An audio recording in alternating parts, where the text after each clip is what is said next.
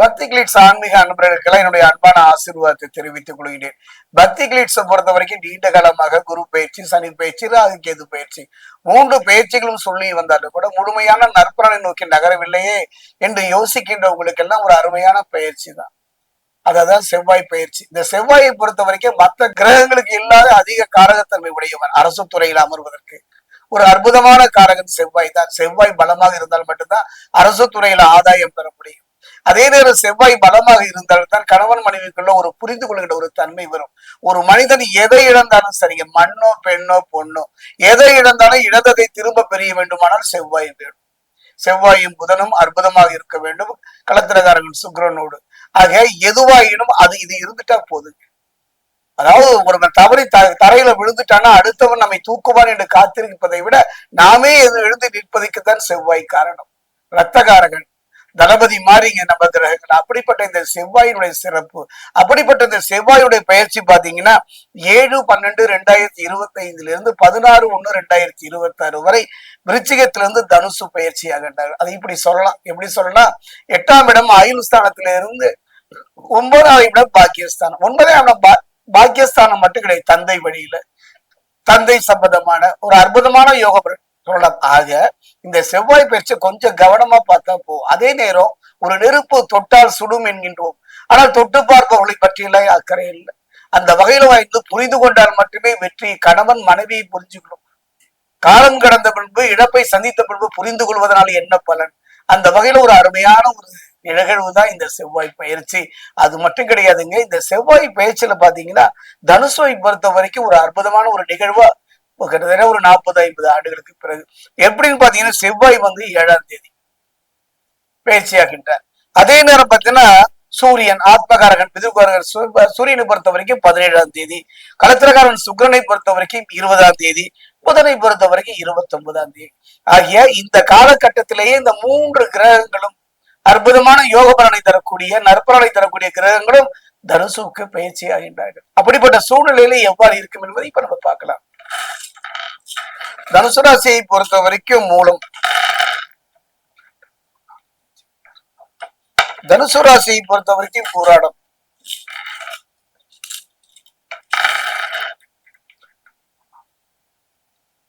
தனுசு ராசியை பொறுத்த வரைக்கும் உத்திராடம் 1ஆம் பாதம்,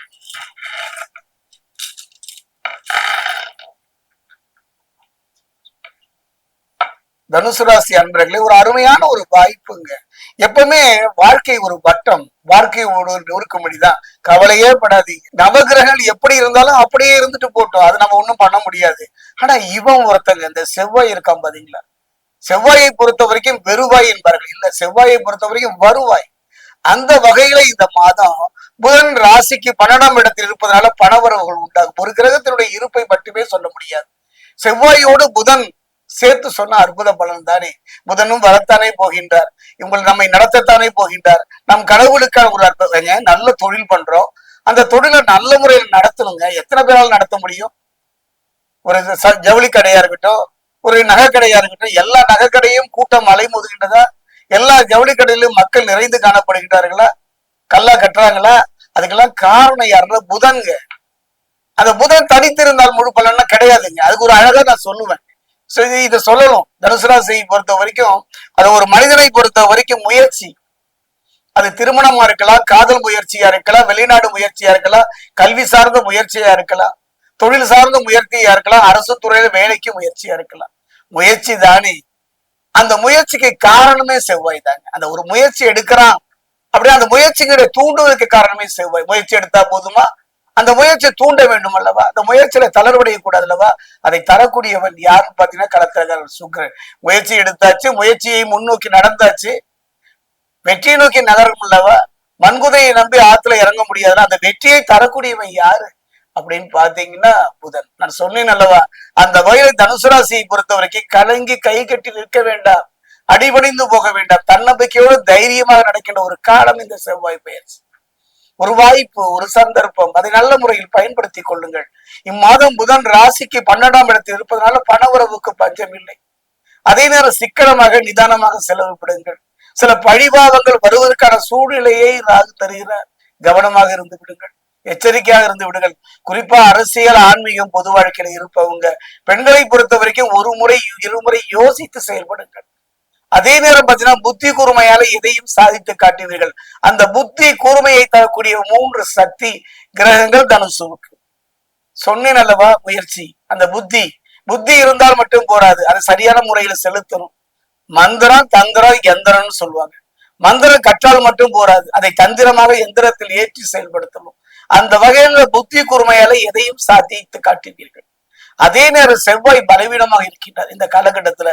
அதனால யாரையும் எடுத்தறிந்து பேசாதீர்கள், முன்கோபத்தை காட்டாதீர்கள். கோபத்தை எதையெல்லாமோ இழந்திருக்கோம். ஒரு கணவன் மனைவி கோபத்தை காட்டினா அழகான உறவு இழந்து விடும். ஒரு காதவன் காதலி கோபத்தை காட்டினால் அது அதோடு நின்றுடும். அரசு துறையில வேலை செய்பவர்கள் கோபத்தை காட்டினால் பகையை சம்பாதிக்க வேண்டும், முன்னேற்றத்துக்கு தடையாக போய்விடும். ஆக இந்த கோபம் இந்த காலகட்டத்துல வரும், வந்தே தீரும்.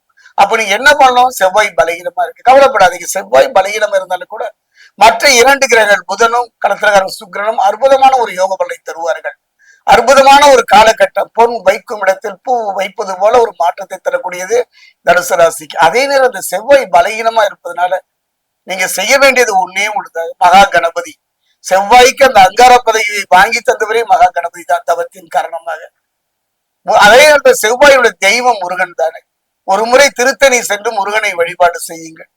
அருகே அங்க பக்கத்திலேயே அகூருங்கிற இடத்துல பாதசனீஸ்வரர் ஆலயம் சென்று சனி பகவானை வழிபாடு செய்ததோடு அங்கு இருக்கின்ற உச்சிச கணபதிக்கு 5 தேங்காய் கொத்த மாலையை அணிவீங்கள். அற்புதமான ஒரு யோக பலனை பெறக்கூடிய ஒரு அருமையான ஒரு சந்தர்ப்பம். ஏன் சொல்ற? செவ்வாய் பலகீனமாக இருந்தாலும் கூட குரு பகவான் 1, 2, 3, 4, 5, 6 7ஆம் பார்வை. குரு பகவானை பொறுத்த வரைக்கும் பாத்தீங்கன்னா அற்புதமான ஒரு பார்வை. 5, 7, 9 7ஆம் பார்வையாக தனுசுவை பார்ப்பது அற்புதமான ஒரு மாற்றத்தை தரும். அருமையான ஒரு வாய்ப்பு, நல்ல சந்தர்ப்பம் தனுசு ராசிக்கு இந்த செவ்வாய் பயிற்சி.